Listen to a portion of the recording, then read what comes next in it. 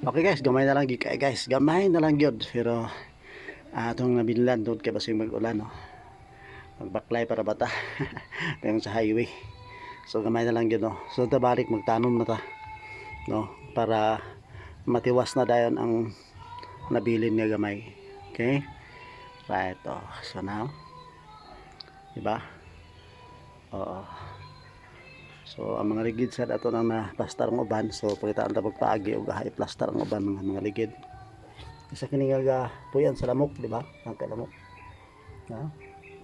Right? So mo ni bagong area nga atong kadinan no kay ang kanusa tong sa mga madre gamay gamay lang kulang. Puno na sa tanom no. Yes.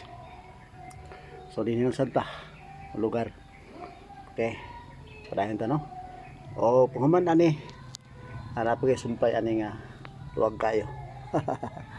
Pero ato lang hangyo sa mahal nga makagahom nga taga ang taglawas pirmi para makasugakod ta sa mga ingon ani nga trabaho no.